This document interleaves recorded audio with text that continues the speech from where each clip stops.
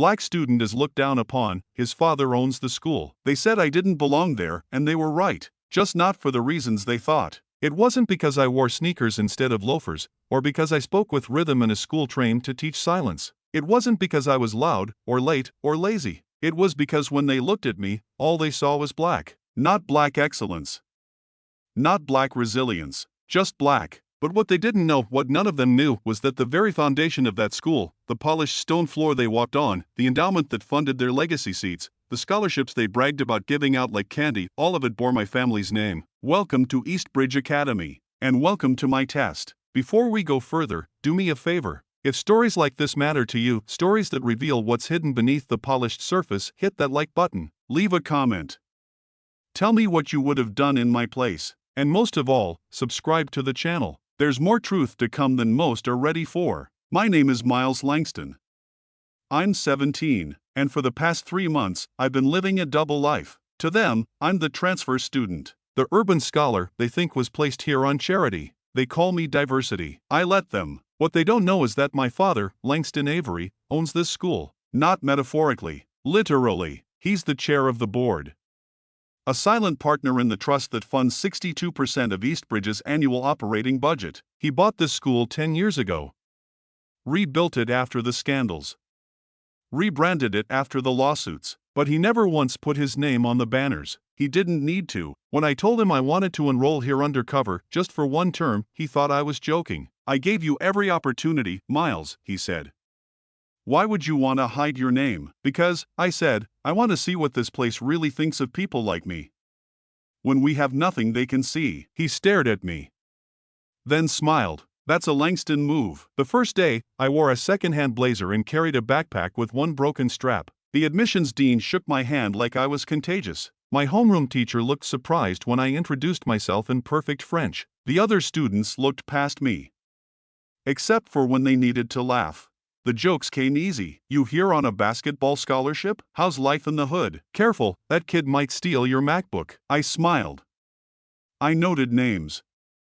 I never flinched. They didn't know I grew up speaking 3 languages. They didn't know I'd already read half the books in the senior lit course. They didn't know that at night, I read case files from my father's work in education law, the ones where this very school denied admissions to students who looked like me. I was here for a reason. The first real test came in world history. Ms. Goodwin, a thin woman with pearls and poison in her tone, was assigning debate roles. She pointed to me. Miles. You'll argue that colonization improved African infrastructure. I raised an eyebrow. Excuse me? You heard me. The room got quiet. I'd rather not argue in favor of genocide, I said calmly. She frowned. It's a historical perspective. We're practicing academic detachment, and academic honesty would note the damage colonization caused, not glorify it. Her lips thinned. Do you want to fail this assignment? I paused, then smiled. I'm already failing your expectations. What's one more? Later that week, I found my locker defaced. Sharpie ink. 1 word. Pat. Underneath, you know you don't belong. They were right. I didn't belong. Not because I wasn't good enough, but because I wasn't quiet enough. I wasn't compliant. I wasn't eager to beg for scraps from a system built to pat itself on the back for including people like me. I wasn't supposed to speak fluent Latin. Or win the math challenge. Or finish first in the ethics bowl. And I definitely wasn't supposed to smile when they pushed. But I did. Because they didn't know the full story. Not yet. One day in October, I was called to the headmaster's office. Mr. Thorne. Gray suit. Polished smile. Smelled like old money and newer insecurity. Mr. Langston, he said, looking down at a file he hadn't bothered to read. We've had some reports. Disruption in class. Tone issues. Uncooperative behavior. I waited. Perhaps this isn't the right environment for you. I leaned forward. You're right. He blinked. I pulled out my phone and opened a photo. Him. At a gala. Shaking hands with my father. The caption from the school website read, "Grateful to our benefactor, Mr. Langston Avery, for his continued leadership." I turned the phone around. He went pale. You didn't think to check my last name? He stammered. Your father never said. No, I said. Because he doesn't need to. I stood up. But I do. And I walked out. People started acting differently after that day. not because they respected me, because they were afraid of what I might say. And that's the difference between change and compliance. You can't fake respect. You can't memo it into existence. And you sure as hell can't manufacture inclusion when the foundation is already cracked. The next morning, Ms. Goodwin didn't call on me once. She glanced in my direction but skipped over my raised hand every time. At first, I thought it was petty. Then I realized it was guilt. Not the kind that moves people. The kind that festers because it's not supposed to exist. She wasn't sorry for what she did. She was sorry it didn't work. In the lunchroom, the jokes stopped, but so did the honesty. The same students who laughed about inner-city kids now gave me stiff nods and hollow compliments. You made some good points in ethics. I didn't know you were so well-spoken. Translation: we didn't think someone who looks like you could embarrass us with intelligence. I'd seen that look before, on TV panels, at board meetings with my dad, in the eyes of people who pretend to praise but actually panic. Because I had power now. Not the kind they could take away. The kind they never thought I'd have in the first place. What they didn't know was that my father had taught me about power from the time I could read. Power isn't money, Miles, he used to say. Power is choice. And real power is having the choice to stay silent, and choosing not to. So I didn't stay silent. When a sophomore asked me why I acted like I owned the place, I looked him in the eye and said, because my father does.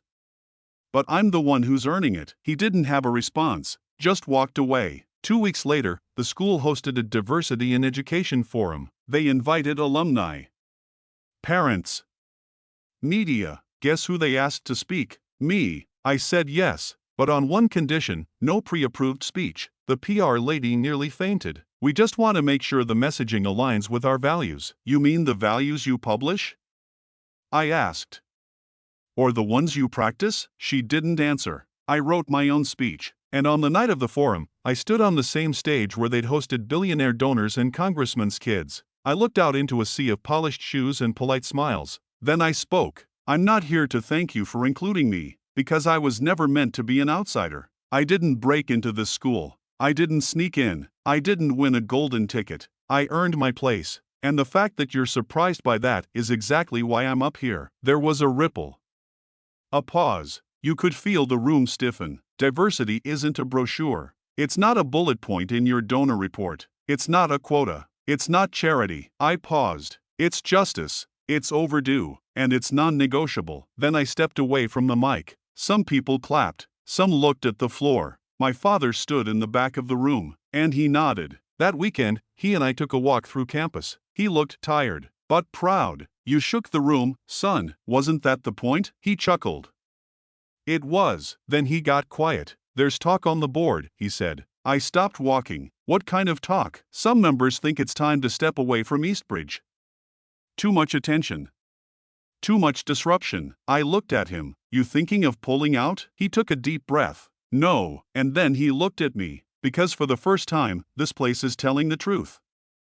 And that's worth more than a clean reputation. What happened next wasn't dramatic. No big announcements. No viral clips. No instant transformation. Just slow shifts. Teachers started rethinking their syllabi. Students started sitting next to people they'd once ignored. The admissions office began reviewing their criteria with a new lens. Change didn't roar. It whispered. But I heard it. And more importantly, so did the next black kid who walked through those doors. I wasn't trying to become a symbol. But when you speak the truth in a place built on silence, you don't get to choose what they call you. Some said I was brave. Some called me arrogant. A few whispered troublemaker. And I'll admit it, some days, I felt all three. Because the truth doesn't always feel righteous.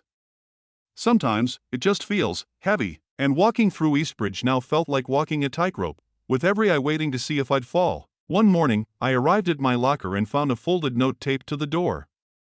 Plain white paper. Neat handwriting. It said, I used to think this place was perfect. You reminded me to look closer.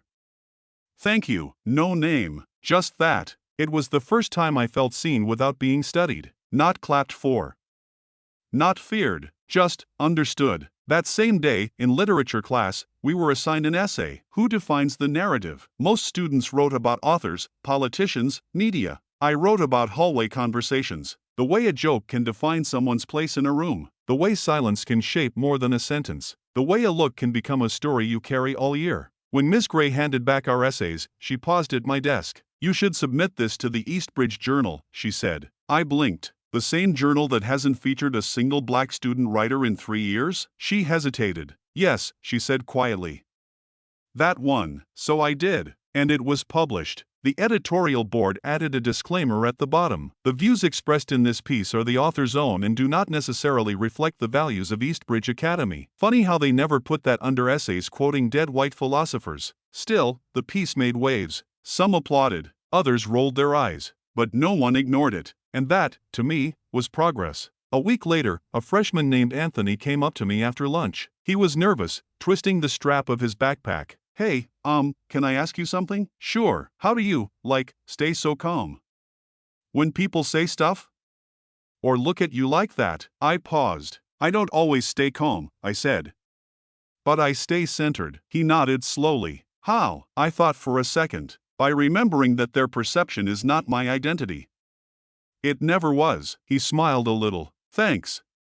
That helps. It hit me then, I wasn't just surviving this place. I was making it survivable for someone else. Not long after, Mr. Thorne, the headmaster who once tried to nudge me out, invited me to lunch. Not in his office. In the private faculty dining room. He said it was to listen and learn. I said I'd come if we could invite 3 other students, 2 who'd been overlooked in the student council election, and 1 who'd dropped out of the honor roll track because she felt like no one expected her to stay. He said yes. At the table, I didn't yell. I didn't shame. I asked questions. Why are there so few faculty of color? Why is the curriculum so centered on European history? Why are discipline rates 3 times higher for Black and Latino students? He took notes. He looked uncomfortable. Good, because real learning isn't cozy. At the next board meeting, I didn't sit in the back like usual. My father invited me to speak. I didn't wear a suit. I wore the same hoodie I wore on the first day, the one they judged. And I said this: you can't change what you won't admit. And you can't admit what you won't look at. So let's start looking. Then I walked out. Not to be dramatic, to make space for the silence they'd earned. The next morning, there was a new quote painted above the main hallway. It said, "Belonging is not granted. It's built." No attribution. But I didn't need it, because I knew who had written it first, in action, not ink. And I wasn't done writing. The halls of Eastbridge started to feel different, not louder, not friendlier, just aware. Like the walls had finally learned to listen. Change doesn't come with banners. It comes with discomfort. And discomfort had settled into the school like morning fog. Quiet. Inevitable. Revealing things long buried. People didn't smile at me out of pity anymore. Some didn't smile at all. But others? They started asking real questions. One of the most unexpected was Henry Farrow, varsity lacrosse. Blonde. Legacy kid 3 generations deep. His grandfather's name was on the new science wing. He cornered me in the library one afternoon, not aggressively, just curious. You really wrote that essay? The one in the journal? I looked up from my notes. Yeah.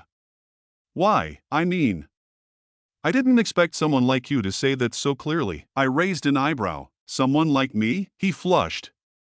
No, I just meant, most people here don't speak up. Even when things are unfair, most people don't have to, I said. Unfair doesn't follow them into every room. He stood awkwardly for a second. Then, do you want to study together sometime? I almost laughed. Not because it was funny, because I didn't expect it. We did. 2 days later. He brought coffee. I brought outlines. We didn't talk about race or history or equity. We talked about Shakespeare. And for the first time, I felt like I was being met on my level, not just observed from theirs. Meanwhile, teachers had started catching on, not just to me, but to themselves. Ms. Goodwin, the one who tried to make me defend colonization, she called me aside one afternoon. I'd been revisiting some of our assignments, she said. I stayed silent. I wanted to say. I hadn't realized how much of the syllabus was framed from a single perspective. I waited. I'm sorry for the role I played in that. Still, I waited. Then I said, it's not about apology. It's about what you do next. She nodded, and to her credit, by the next week, we were reading James Baldwin alongside George Orwell. Small steps. But real. My father stayed out of most of it. He watched.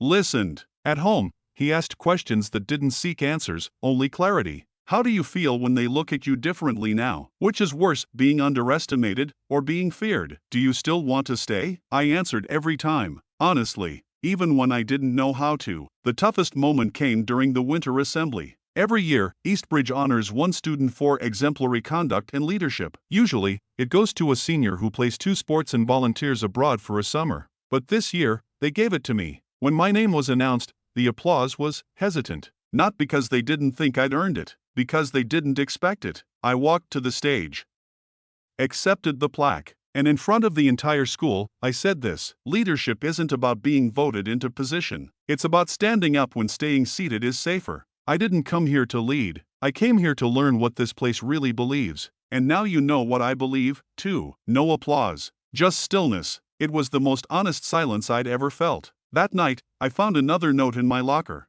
You gave me courage. I used to feel invisible here. Not anymore. It wasn't signed. It didn't have to be. I was building something I couldn't always see, but could feel. And more importantly, so could they. They used to look through me. Now they look to me. That shift? It changes everything. Not because I asked for a spotlight, but because I refused to disappear. And when you stop apologizing for being seen, people have 2 choices: grow or retreat. Eastbridge was choosing, slowly, unevenly, but choosing, and so was I. If this story speaks to you, if you've ever felt unseen, unheard, or misunderstood, do me a favor. Hit the like button, drop a comment and tell me your story. And most of all, subscribe to the channel, because stories like this don't go away when the credits roll. They grow. They matter, and they deserve to be told. January came, a new term, new students, new classes, and a new chapter for Eastbridge. At orientation, they did something I never expected. They invited me to give the welcome speech. The same school that once tried to nudge me out was now asking me to represent it. Not as a token, not as an exception, as proof of what the place could become. I stepped up to the podium, looking out at a sea of new faces. Some eager, some anxious, some who looked like I did 6 months ago, wondering if they'd survive this place. I smiled. Welcome to Eastbridge, I began. If you're here thinking this school is already perfect, good news, you're wrong. A few chuckles. A few raised eyebrows. Because perfection isn't the point. Growth is. And growth only happens when we're brave enough to ask hard questions, to see what's uncomfortable, to speak when silence is safer. I paused. Some of you will learn facts here. Others will learn how to question them. But if you're really lucky, you'll learn how to see people. I stepped back from the mic, and for the first time, the applause felt real. Not because I was polished, because I was honest. A few weeks later, I was asked to mentor Anthony, the freshman who'd once asked how I stayed calm. We met every Thursday, talked about classes, teachers, microaggressions, the weight of being the only one in a room. One day, I asked him, "What do you want from this place?" He thought for a while. Not to feel like I have to prove I belong every single day. I nodded, then said, "So let's build that place together." Meanwhile, the faculty had launched a review of disciplinary policies. The student council created a peer equity board. The curriculum team started incorporating texts from authors outside the same 3 European men we'd read for generations. No one called it the Miles Effect, but the shift was real. You could feel it in the tone of the announcements, in the questions students asked in class, in who sat where in the cafeteria. Little things, everything. The most surprising moment came in late February. Ms. Goodwin, yes, that Ms. Goodwin asked me to co-lead a new seminar on historical narratives and power. I blinked when she asked, "You want me to teach?" I said. She smiled. "Co-facilitate. I'll cover structure. You bring the substance." It wasn't an apology. It was evolution, and I accepted. My father and I had dinner one weekend. Just us. He sipped his tea, watching me. "You've changed," he said. I had to. He nodded. Not hardened, though. That's what I feared. I looked at him. "You raised me to speak. You just didn't expect the echoes." He smiled. "I hoped for them. I just didn't know they'd echo so far." I walked back to my dorm that night in the cold, hands deep in my jacket, breath puffing through the dark, and for the first time in a long time, I didn't feel like I was walking through enemy territory. I was walking home. Spring brought warmth, but also exposure. At Eastbridge, nothing stays buried in winter. Old habits rise with the thaw. People smile more, but they also forget faster. I noticed it in the laughter, the kind that hides discomfort behind politeness. I heard it in the hallways again. Diversity assemblies over. Can we go back to real school now? It's not that deep, man. He made his point. I had a choice. Let it go. Or go deeper. I chose deeper. But not louder. There's a difference. Sometimes power isn't in the protest. It's in the persistence. So I didn't push harder. I stayed constant. I kept mentoring Anthony. Kept showing up to equity board meetings, even when no one else did. Kept submitting essays that questioned textbooks, even when teachers frowned. And slowly, that constancy created friction. Good friction. The kind that shapes. One morning, Lacrosse Henry, came to me with a proposal. What if we hosted a student forum, he said, about belonging?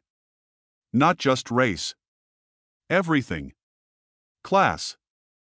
Faith. Identity. I studied him. You want me to lead it? I want you to co-lead it. I nodded. We'll need backing. A space. Food.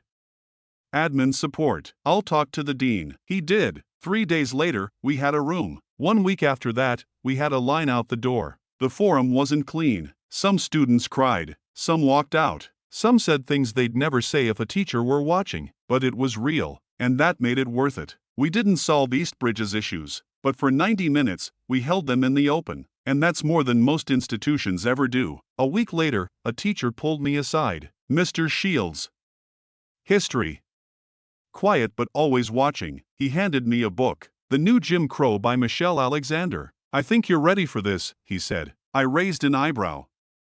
Is this a test? He chuckled. It's a trust. I read it in 3 nights. Underlined every margin. Took notes like scripture. It didn't make me angry. It made me precise. There's a difference. I brought it to the next curriculum committee meeting. Why aren't students reading this? I asked. Dead silence. Finally, the assistant principal said, it's heavy. I nodded. So is being misunderstood your whole life? But we don't call that optional. They didn't respond. But by the next quarter, it was added to the advanced civics reading list. Quiet change, again, but real. At home, my father had begun to smile differently when I talked. Not pride.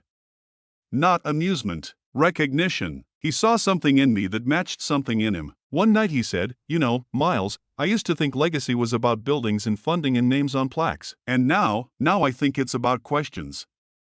The kind your kids will still be asking. Anthony passed his midterms. The student forum became monthly. Ms. Goodwin assigned Baldwin without being prompted. And for once, I didn't feel like a guest on a tour of my own culture. I felt like a citizen of something we were all starting to build together. By late spring, I realized something strange. People had stopped mentioning my name like it was a surprise. No more, wait, you're Langston's son? No more, I didn't know you were the one who wrote that essay. Now it was just, Miles, not a symbol, not a category, just me. And oddly, that scared me more than being ignored ever did, because it meant I had to decide who I was becoming, without opposition, without the sharp edges to press against. There's a kind of invisibility that comes after visibility. Once the noise fades, what's left? That was the question I carried into the final months. Not how to make noise, but how to build silence with purpose. One of the final projects of the year was a community history initiative. We were told to choose a figure connected to the city and tell their story through research and narrative. Most students picked famous politicians or philanthropists. I picked a janitor. His name was Mr. Jenkins. He'd worked at Eastbridge for 28 years,